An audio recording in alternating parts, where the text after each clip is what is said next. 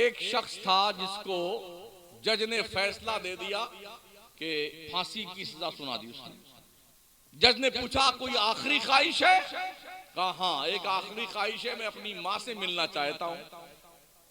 उसकी माँ को बुलाया गया, माँ आई तो कहा माँ थोड़ा और करीब आ जा।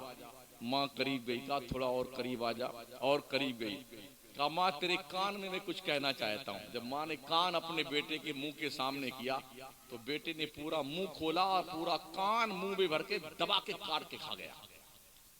जोर से चीख करके खून निकलने लगा, पूरा हाल जो है थर्रा उठा। जज ने भी डांटा, बदतमीज ये क्या काम किया? कहा जज साहब इस वक्त मैं अपनी माँ को यही सजा दे सकता था जो मैंने दे दिया। अगर मेरी माँ मेरी नसीहत करती, मुझे मारती, मुझे डांटती, गलत काम से रोकती तो मैं इतना बड़ा चोर और डाकू नहीं बनता। मेरी माँ ने मुझे बढ़ावा दिया, मुझे मना नहीं किया। मैं इस फांसी के फंदे पे जो पहुंच चुका हूं इसमें सारा कसूर मेरी माँ का। तो चूंकि मैं अब कत्ल किया जाने वाला हूं, इससे ज्यादा सजा मैं माँ को नहीं दे सकता। मैंने कान काट करके अलग कर दिया है ताकि रहती दुनिया तक की माओं को ये एहसास हो कि माएं अगर बच्चों की तरबियत नहीं करेंगी तो बच्चे अपनी माओं को इस तरह की सजा देने का अधिकार रखते हैं। मौलाना रूम फरमाते हैं हमारी कंडीशन भी अजीबो गरीब हो गई, हम भी लोगों के बीच रहते रहते मेमने बन गए हैं। वो फरमाते हैं कि एक गड़रिये ने, बकरी चराने वाले ने एक शेर के बच्चे को बचपन में ही पकड़ लिया और उसने उस बच्चे को बकरियों की रेवड़ में डाल दिया। तो जैसे बकरियां में करती नहीं, वैसे वो भी में करने की कोशिश करता। चलता रहा, उसी बकरियों के बीच में जवान हुआ, वो एकदम तंदुरुस्त तगड़ा हो गया। उसकी खुराक को देता रहा उसे। एक दिन पानी पिलाने के लिए झील के किनारे पूरी बकरियों का रेवड़ लेके गया गड़रिया। ये शेर भी था उसी में, ये भी पानी पीने के लिए इसने मुंह डाला। अपोजिट साइड में इसी की बिरादरी का एक शेर बबर खड़ा हुआ था। उसने उधर से देखा, यार ये हमारी कंपनी का आदमी बकरियों के बीच में खड़ा हुआ है। तो उसने वहीं से दहाड़ा जोर से, इसने देखा, फिर पानी में देखा, यार हमारी शक्ल तो बकरियों से मिलती जुलती नहीं है। फिर उसकी शक्ल से अपनी शक्ल का कंपेयर किया तो शेर ने अपनी जुबान में कहा, तू शेर हो करके ये बकरियों के बीच में क्या करता है? उसने एहसास दिलाया अपनी बिरादरी के कैंडिडेट को तुम शेर हो, बकरी नहीं हो बकरी। जब उसका एहसास जिंदा हुआ, एक झपट्टे में 2 बकरियों को दबोचा और लेके रवाना हो गया। हमारा भी एहसास मर गया है कहीं ना कहीं। हम भूल गए मैदाने बद्र के 313 मुजाहिदीन की औलाद। हम भूल गए हमारे आबो अजदाद का किरदार क्या था। हम भूल गए जिसने ये कहा था, ए आबरूदे गंगा वो दिन है याद तुझको, उतरा तेरे किनारे जब कारवां हमारा, तौहीद की अमानत सीनों में है हमारे, आशा नहीं मिटाना नामो निशा हमारा, और बातिल से दबने वाले ऐ आसमां नहीं हम, 100 बार कर चुका है तू इम्तिहान हमारा। हम ये भूल गए। हमारा ये एहसास बेदार करने की जरूरत है। जिम्मेदारी महसूस कीजिए और अपने नस्लों को दीनदार बनाइए, दीनदार मुस्तफा का वफादार बनाइए। एक तरफ दुश्मनाने इस्लाम ताक में बैठे हैं और एक तरफ बनामे मुस्लिम लोग दुश्मन बने बैठे हुए हैं। किस तरह आपको लुक़्मे तर बनाया जाए, तो हर एतबार से आपकी जिम्मेदारी क्या बनती है इसे महसूस करने की जरूरत है। दूसरे हजरत मौलाना रूम ही फरमाते हैं, एक बादशाह का शहजादा था जिसकी परवरिश औरतों के बीच में हुई, औरतों के बीच में। तो जैसे औरतें हाथ पाथ हिला के बात करती ना, वैसे वो भी करता था। जवान हो गए, अचानक एक दिन सांप निकला, सांप। तो औरतों ने चिल्ला कर, अरे किसी मर्द को बुलाओ, सांप निकला, किसी मर्द को बुलाओ। तो वो शहजादा भी क्यों बोलता, हाँ हाँ किसी मर्द को बुलाओ, सांप निकला, सांप। तो किसी औरत ने, अरे भाई आप भी मर्द हैं, आप ही जरा हिम्मत कर। तो क्या मैं मर्द हूँ? अच्छा तो लाठी लाओ, लाठी लाओ।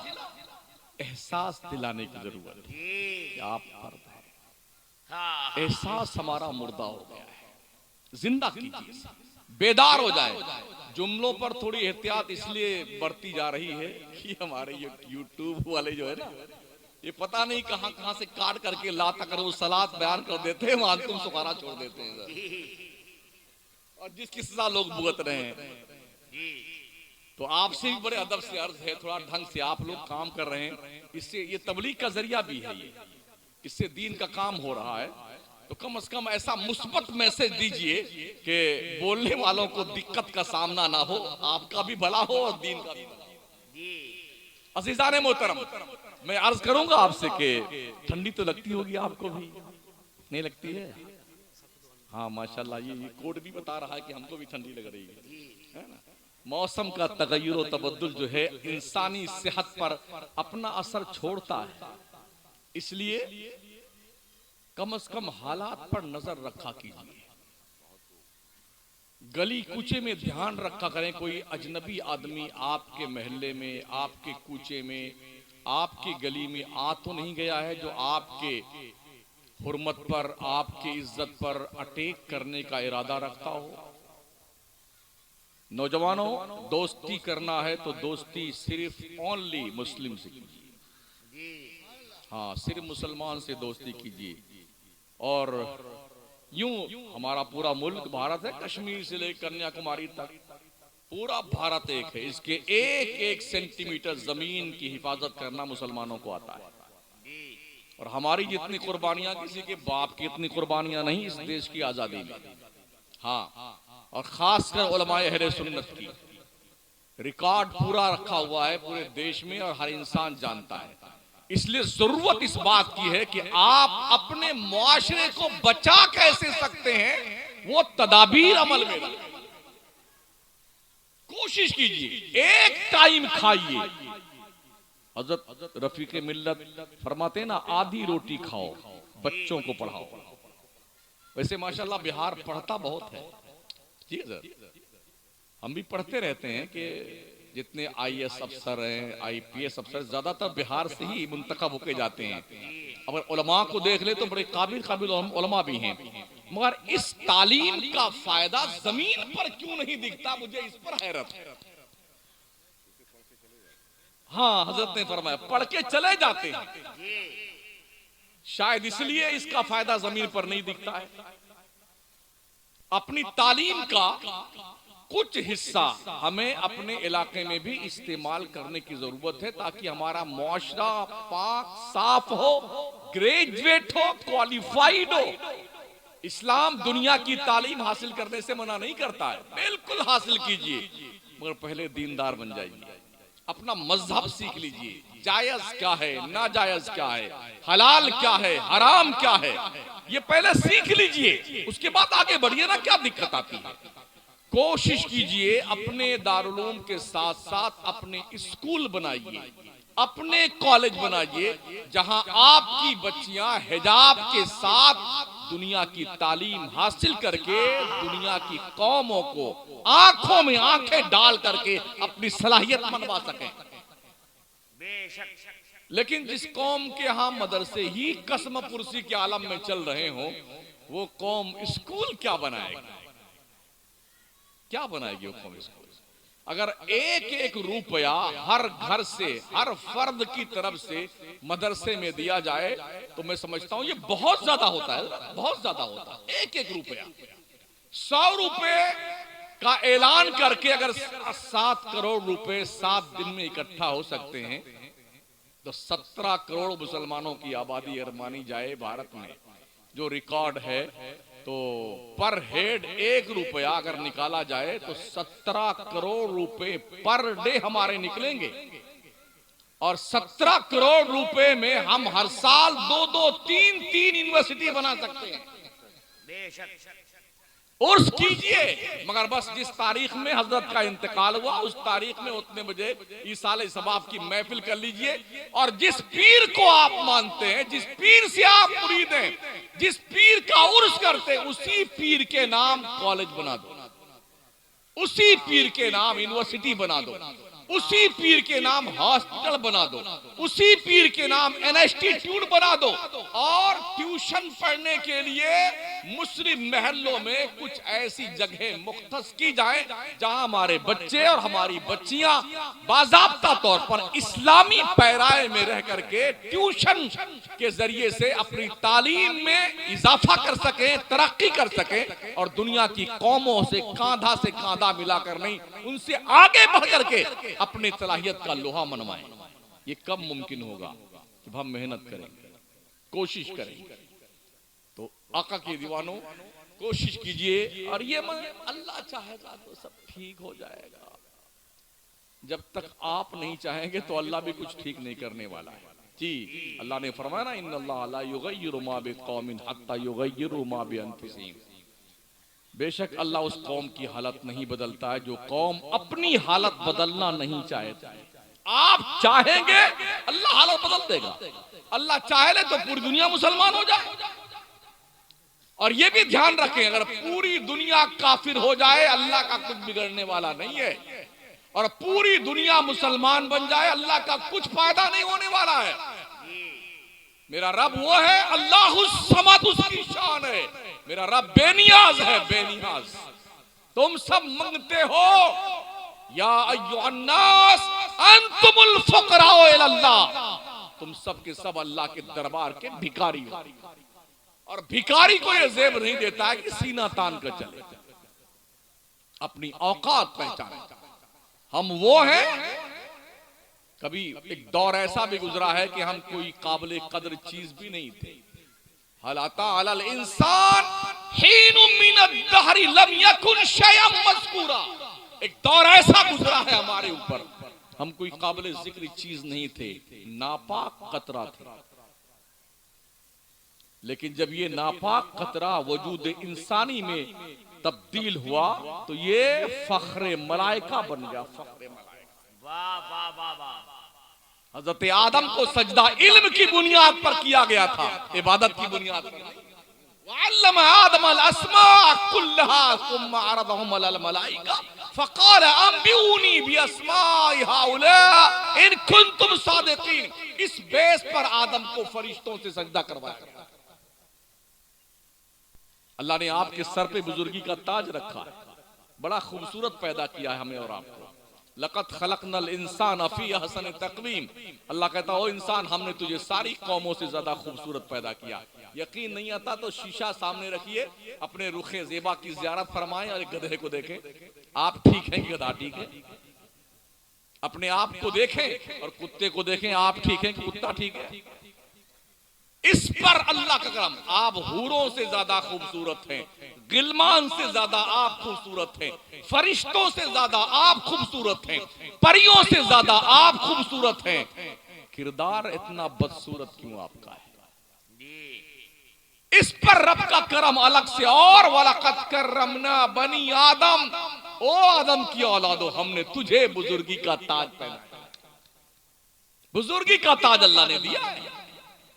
अल्लाह की सबसे सुपीरियर प्राणी जो है ना, जो अल्लाह ने पैदा किया, वो हजरत इंसान है।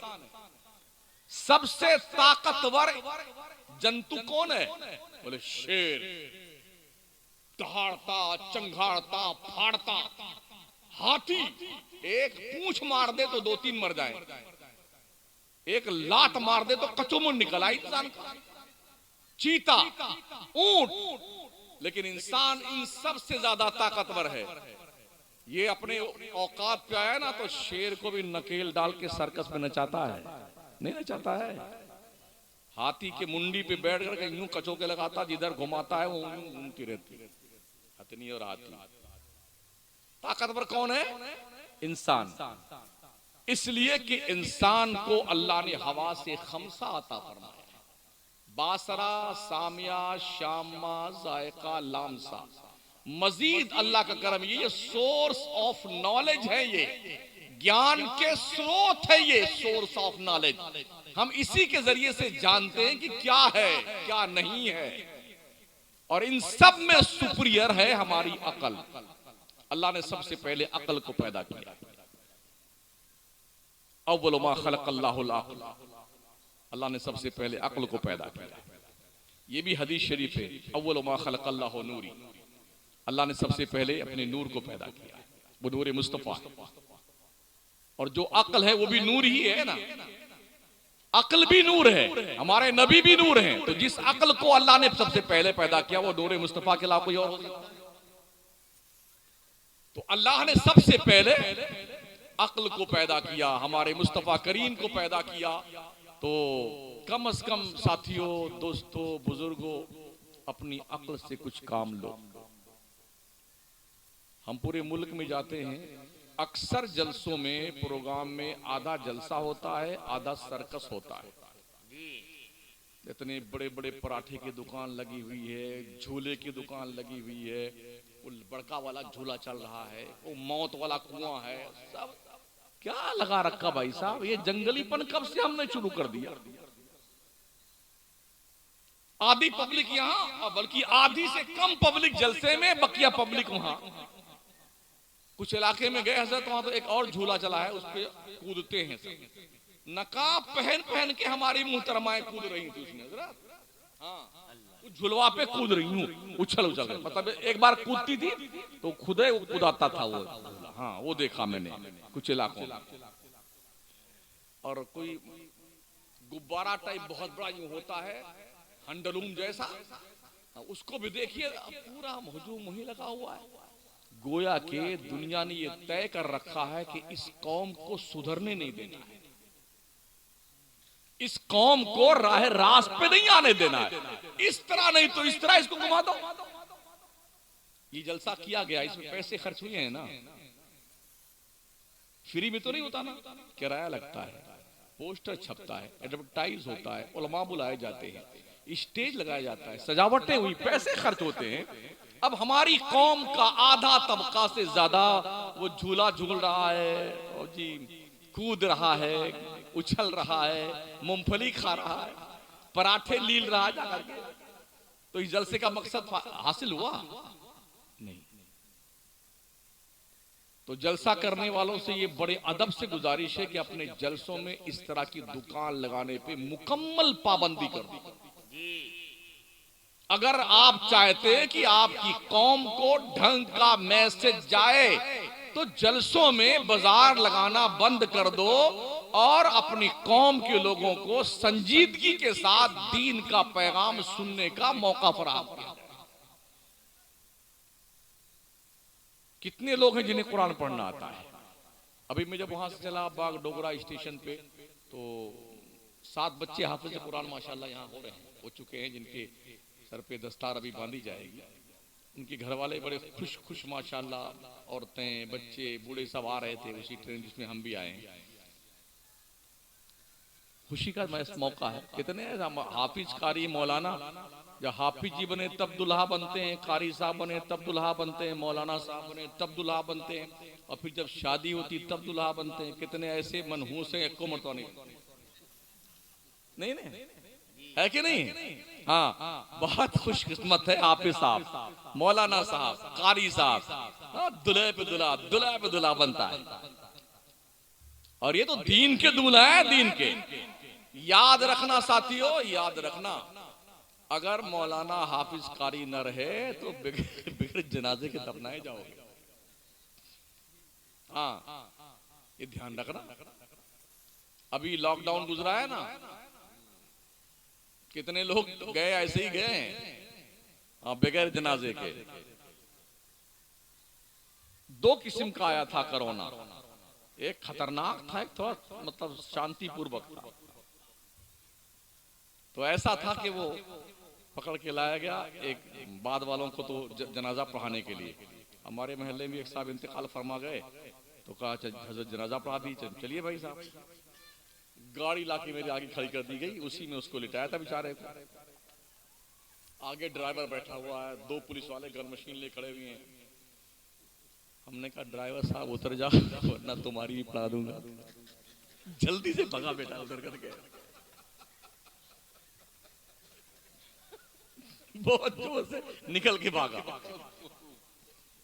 जेसीबी लाके कब्र खोदी जाती है, उसी से उठा के उसमें जा स्वाहा जाइए, कोई मिट्टी नहीं दी यार। अक्सर बगैर जनाजे के गए, बगैर मिट्टी दिए गए। ऐसा भी हुआ है, शमसुद्दीन गए थे अपने अब्बा की डेड बॉडी लाने के लिए, गंगाराम को दे दिया गया। और गंगाराम गए थे अपने बाप की डेड बॉडी लाने के लिए, कमरुद्दीन को पकड़ा दिया गया, ले जाओ। ये भी देखा गया। उलमा की कदर और कीमत समझो। उस पीरियड में भी आलिम मस्जिद में मौजूद था। जब 5 नमाजी की इजाजत थी कि 5 ही पढ़ेंगे नमाज, उस जमाने में हजरत लोग जंग करते, तुम्हारे बाप की मस्जिद है, हाँ तुम ही 5 पढ़ोगे, हम नहीं पढ़ेंगे। और जब लॉकडाउन खत्म हुआ, उन गधों का पता नहीं कहां गए जो जंग करने आए थे। इतना जोश में गालियां भी दे रहे इमाम को, लड़ने भी आ गए। कितने बेचारे इमामों को धक्के मार के मस्जिद से निकाल दिया गया। और कमेटी वालों ने इतनी बदतमीजी करी, पैसा ही नहीं दिया उनका, तनख्वाहें नहीं दी। ये हालात है। तो ये चंद गुजारिशात हमने आपसे की हैं। समझ शरीफ के झरोखे से अगर कुछ अंदर उतरा है तो उसको संभाल लीजिएगा। माओ बहनों से गुजारिश है, 5 वक्ता नमाज पढ़ो। जब आखिरी बात कर रहा हूं, जब घर में बच्चा आंख खोले तो अपनी माँ को सजदे में देखे, अपने बाप को वजू करता देखे, अपनी बहन को कुरान पढ़ता देखे, अपने भाई को तैयारी सलात के लिए बेदार देखे। तो छोटा बच्चा इन 3 चीजों को देखेगा ना, तो उसके दिल में भी नमाज की मोहब्बत पैदा होगी। बच्चों के सामने घर में झगड़ा मत किया करो। शौहरों बीवियों, बच्चों के सामने घरों में झगड़े मत किया करो। ये बच्चा छोटा है, बहुत कुछ समझता है, वो बोल नहीं पाता है मगर समझता जरूर है। आपकी एक्टिविटीज को नोट करता है, नोटिस करता है वो। तो बच्चे झुंझलाहट का शिकार हो जाते हैं। ऐसे घरों में परवान चढ़ने वाले बच्चे लाओबाली बन जाते हैं। हर मुसलमान अपने घर में एक छोटी सी लाइब्रेरी जरूर बनाए। 50 किताबें रखो दीन की, छोटी सी लाइब्रेरी, ताकि पता चले मुसलमान का घर है। बच्चे भूल करके भी किताब उठाएं, कुछ तो पढ़ेंगे। घर में एक हिस्से में आप 2 चंद मुसल्ला रख दो, ताकि बच्चे समझे ये मुसल्ला किस काम के लिए है, और मुसलमान का घर लगे कि मुसलमान का घर है। ये वो चीजें हैं जो बोल कर नहीं, दिखा करके ही बच्चों के दिल दिमाग पर छाप छोड़ा जा सकता है। इसका एहतमाम कीजिए। भले ही 50 किताब 25 किताब हो आपके दीनियात की, फजाइल की, नमाज की, रोजे की, ये घर में होना चाहिए। ठीक है ना? हिंदी पढ़ो, इसका इनकार नहीं। इंग्लिश पढ़ो, इसका इनकार नहीं। तो पहले कुरान पढ़ो, दीन पढ़ लो। जामिया असगरिया नौमानिया को बामे उरूज पर लाने के लिए आपको सतर्क रहने की ज़रूरत है, और अपनी तरफ से आपको ताउन पेश करने की ज़रूरत है। अहद कर लो कि आधी रोटी खाएंगे, बच्चों को पढ़ाएंगे। अज़्म मुसम्मम कर लो। जो रोजाना सोने चांदी से बुझा हुआ पानी पीते हैं ना, मैंने सुना है बड़े खरबपति हिंदुस्तान के 2 नंबर के मालदार, उनकी बेगम साहिबा सोने का बुझाया हुआ पानी पीती है। 4-4 लाख की एक बिसलरी की बोतल होती है। एक प्लेयर साहब हैं क्रिकेट के, उनका सुना मैंने 2 लाख की एक बोतल होती है जिसका पानी पीते हैं वो बिसलरी की। क्या ये मरेंगे नहीं? अरे मरेंगे नहीं मरेंगे? कोई चटनी रोटी खाता है उसे भी मरना है, और कोई सोने के बुझाया हुआ पानी पीता है, चांदी का वर्क रोज खाता है, उस बदबख्त को भी मरना है। एक बुजुर्ग फरमाते हैं कि हमारी जिंदगी और बादशाह की जिंदगी में सिर्फ एक दिन का फर्क है। कहा वो कैसे? तो फरमाते हैं कि जो कल गुजर गया उसका गम बादशाह को भी है और हमको भी है। कल जो आने वाला है उसकी फिक्र बादशाह को भी है और मुझे भी है। बाकी रहा आज तो ये जल्दी से गुजर जाएगा। तो एक दिन का फर्क है बादशाह में और गरीब में, फकीर में। तो एक दिन के लिए अपनी जिंदगी बर्बाद मत करो। ये किसी को पता नहीं कल किसने देखा या हाथ में आया हुआ लुकमा भी कभी कभी हलक के नीचे तक नहीं पहुंच पाता, यूं ही मर जाता है। मौत बता के नहीं आती है, चुपचाप आती है। अभी आखिरी बात कह दूं मैं, वो टाइटैनिक ढूंढने गए थे ना, हाँ, एक कोई जहाज डूबा था गालिबन 1912 में। कोई 2000 आदमी थे उसमें, समंदर में डूब गया। अभी कुछ लोगों को शौक चल रहा है, जब ज्यादा पैसा आता तो लोग पगलाते हैं, नई नई जो है उपज निकालते हैं, शौक पैदा हो, ये करें वो करें, पैसे ज्यादा आ गए तो इसका इस्तेमाल कहाँ होना चाहिए। तो 5 खरबपति लोग पगला गए। 2 पड़ोसी मुल्क के थे, बाप बेटे, 3 और थे। बढ़िया से पनडुब्बी बनाई जो खरबों रुपए की थी, सुसज्जित एकदम। चलो टाइटैनिक। अबे मरदूद इतना पैसा अगर कहीं अस्पताल पे लगा देता, कॉलेज यूनिवर्सिटी पे लगा देता, कौम की फलाह बहबूद पे लगाता तो काम आता। नहीं साहब, गए टाइटैनिक को ढूंढने के लिए। मलकुल मौत ने कहा, आ जाओ बच्चू, हम यहीं बैठे हुए। गए दबोच लिया 5 को। अब फिर कुछ लोगों को चर्राएगा शौक कि चलो उस 5 को ढूंढने चलते हैं। अल्लाह बड़ा करीम है, उसकी तदबीर कोई जानता नहीं है। हाँ, उजाले अपने यादों के हमारे साथ रहने दो, न जाने किस गली में जिंदगी की शाम हो जाए। ऐसा भी नहीं कि मलकुल मौत है, हुजूर रुक जाइए थोड़ी देर के लिए, यूं यूं दबाया ना, चुपचाप सीधे से कुल इन्नल मौतल्लज़ी तफिर्रूना मिन्हु फइन्नहु मुलाक़ीकुम। मुस्तफा तुम फरमाओ, जो लोग मौत से भागते हैं, मौत तो डेफिनेट उनसे मुलाकात करके रहेगी। ऐनमा तकूनु युद्रिकुमुल मौत वलौ कुंतुम फी बुरूजिम मुशय्यदा। तुम चाहे मजबूत किले में बंद हो जाओ, मौत का आहनी पंजा तुम्हारे गले को दबोच कर तुम्हारी रूह लेके जाएगा। उसको किसी के रोने पे तरस नहीं आता है। कोई चिल्लाए, इकलौता बेटा मर रहा हो चाहे 2 लौटा बेटा मर रहा हो, कोई मर रहा हो, कोई परवाह नहीं। उसको तो अल्लाह के कानून की पालना करनी है। ये टाइम आया, ये लेके रवाना। कहीं ऐसा ना हो कल फजर की अजान के बाद मुअज्जिन साहब ऐलान करें, इस गांव का नाम क्या है, कमलपुर के लोगों, बहुत अफसोस के साथ आपको इत्तला दी जाती है, फलाने साहब जो रात में जलसे में तशरीफ फरमा थे, अचानक जब वो सोए तो उनका ट्रांसफर हो गया। इन्ना लिल्लाहि व इन्ना इलैहि राजिऊन। जनाब के जनाजे की नमाज 2:30 बजे कब्रिस्तान करीब पढ़ाई जाएगी। हो सकता है आप हों या मैं हूं, ठीक है ना। अभी लोग रातों में बहुत ट्रांसफर हो रहे हैं, ठीक सोए थे, हो गए।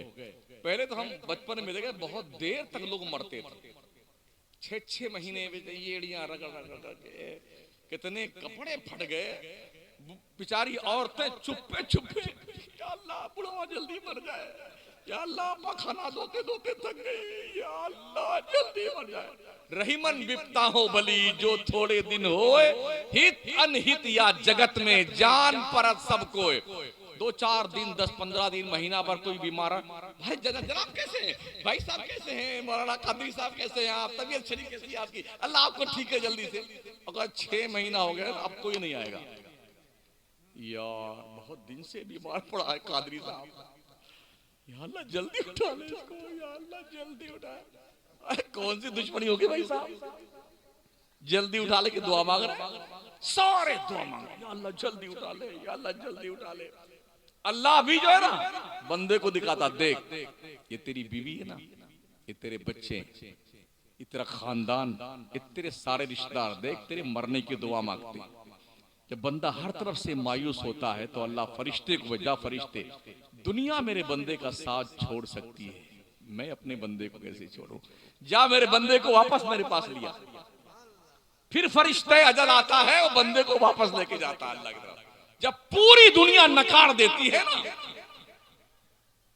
उस वक्त भी अल्लाह अपने बंदे से प्यार करता है। 70 माओं से ज्यादा प्यार करता अल्लाह अपने बंदे से। अल्लाह फरमाता मा यफ़अलुल्लाहु बिअज़ाबिकुम इन शकरतुम। अल्लाह तुम्हें अजाब देके क्या करेगा अगर तुम अल्लाह की शुक्राना अदा करने लग जाओ, अल्लाह की नेमतों का शुक्रिया अदा करो। अल्लाह तुम्हें अजाब देके क्या करेगा? कितना प्यार भरा जुमला अल्लाह का है। मा यफ़अलुल्लाहु बिअज़ाबिकुम इन शकरतुम। अल्लाह तुम्हें अजाब देके क्या करेगा? अल्लाह तुम्हें अजाब नहीं देना चाहता। तुम अजाब मोल क्यों लेते हो, ये सोचने का विषय है। 5 वक्ता नमाज पढ़िए, झूठ मत बोलिए, बेईमानी मत कीजिए, चुगली मत कीजिए, गीबत मत कीजिए, निगाहों को आवारा मत होने दीजिए, बुरी सोच से परहेज कीजिए, किसी के हक पे डाके मत डालिए। पूरे तौर पर पूरे देश की हिफाजत के लिए हलफ बरदार रहिए। अपने मुल्क के दिफा में तैयारी बिल्कुल मुकम्मल रखें ताकि कोई दूसरा मुल्क हमारे मुल्क पर अटैक न कर सके। हम ये कुर्बानियां देने के लिए तैयार रहें। अपने मस्जिद को आबाद करें, अपने मदरसों को शाद रखें, बड़ों का अदब करें, छोटों से प्यार करें, उलमा मशाइख से मोहब्बत करें, उनके इज्जत व तकरीम में कोई कसर ना उठा रखें। और ये तलबा जिनके पैरों के नीचे फरिश्ते अपना पर बिछाते हैं, ये मेहमान रसूल है। हाँ, फरिश्ते इनकी खिदमत गुजारी करते हैं। यहां तक नबी ने फरमाया है मैदान जंग में मुजाहिद को तलवार देने से ज्यादा बेहतर है किसी पढ़ने वाले बच्चे को टूटा हुआ कलम दे। बस यही चंद गुजारिशात थी, कुछ कड़वी, कुछ खट्टी, कुछ मीठी। इसको एकदम बढ़िया से शरबत बना के पी जाइएगा। इंशाअल्लाह ये माजून मुरक्कब आपकी सेहत के लिए फायदेमंद होगा। कल ये दुकान मोहब्बत इंशाअल्लाह गढ़वा में लगेगी। तब तक के लिए मैं इजाजत चाहता हूं। अल्लाह करीम उन माओं और बापों को बहुत ज़्यादा नेकियां अता फरमाए जिनके बच्चे आज दस्तारे हिफ्ज़ से सरफराज किए जा रहे हैं। और अल्लाह इन बच्चों को सिर्फ हाफिज नहीं, पक्का आलिम दीन बनाए। कि सिर्फ हाफिज बन के रहना ये ठीक काम नहीं है। जब वो जनते नहीं अलहम्द की अलिफ पर जो है यानी हमजा पर ये जबर क्यों है और दाल के ऊपर पेश क्यों है, वो खुद नहीं जानता तो क्या बताएगा। इसलिए हाफिज जी लोगों सिर्फ हाफिज जी मत बनना, हाफिज जी के साथ मौलाना जी बनना जरूर, ताकि तुम्हें पता हो कि अल्लाह ने कुरान के 30 पारे में आपसे कहा क्या है। अस्तगफिरुल्लाह रब्बी मिन कुल्लि ज़ंबिन व अतूबु इलैह। ला इलाहा इल्लल्लाह मुहम्मदुर रसूलुल्लाह व मा अलैना इल्लल बलागुल मुबीन।